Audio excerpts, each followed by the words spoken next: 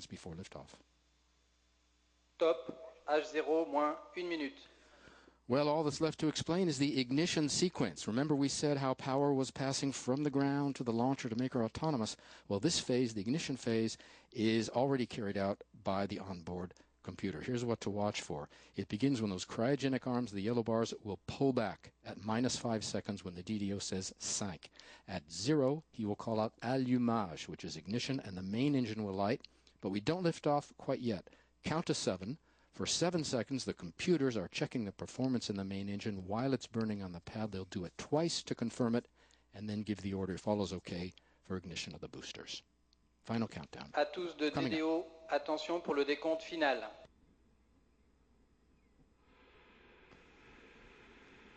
Dix, 9, 8, 7, 6, 5, 4, 3, 2, unité, top, allumage Vulcain.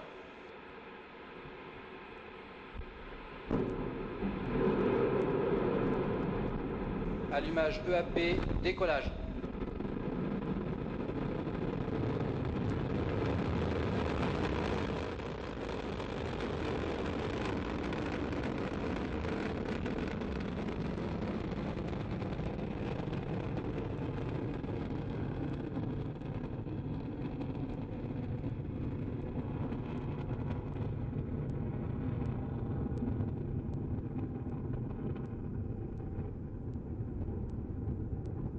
Wow, beautiful pictures again of Ariane coming roaring off the pad, leaving a trail of gold. I think we've lost her in the clouds. There she is.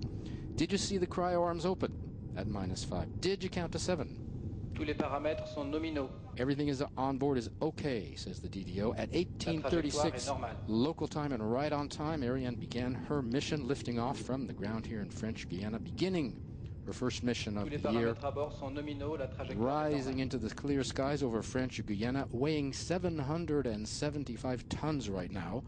She's burning 5 tons of fuel per second, if you can believe that, 2.5 tons in each booster, and the core stage burning an additional 300 kilograms of fuel per second.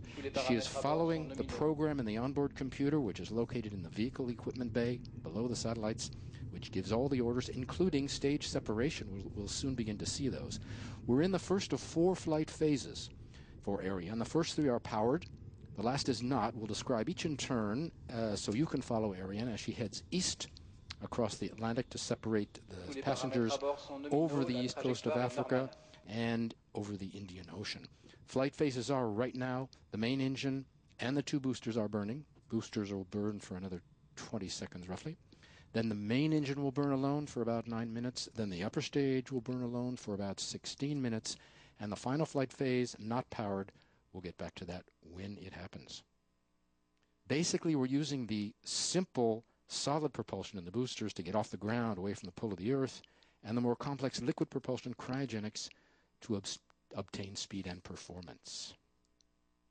We're waiting for confirmation of the booster separation. You'll probably be able to see that. Des étages d'accélération à poudre. There it is. The DDO has just called it. You can see the 2 boosters falling away, leaving their vapor trail. In the middle is the core stage, Ariane, continuing to burn.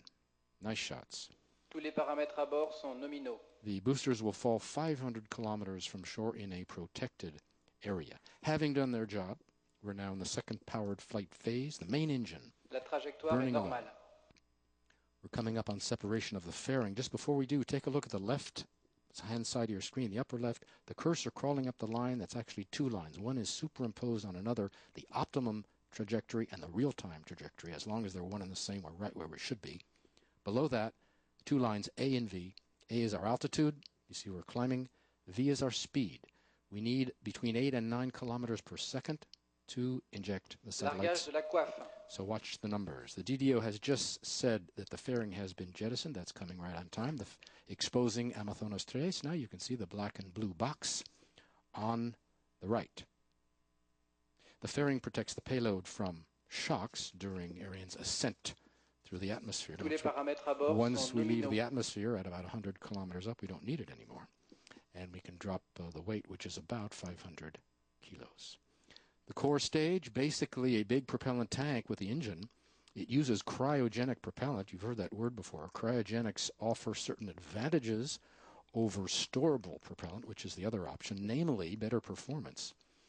They can also be turned off and its motors can be reignited and can function longer, and we can see that with the upper stage, which is reignitable on the Ariane, and with the fourth stage called the Frigate with the Soyuz.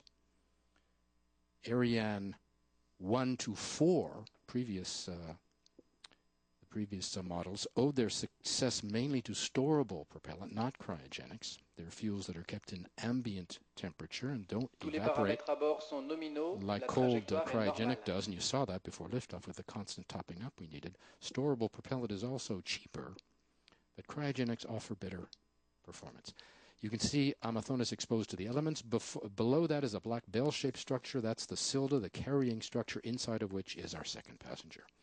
Next up, the latest in a series of profiles of space professions here at the Space Base.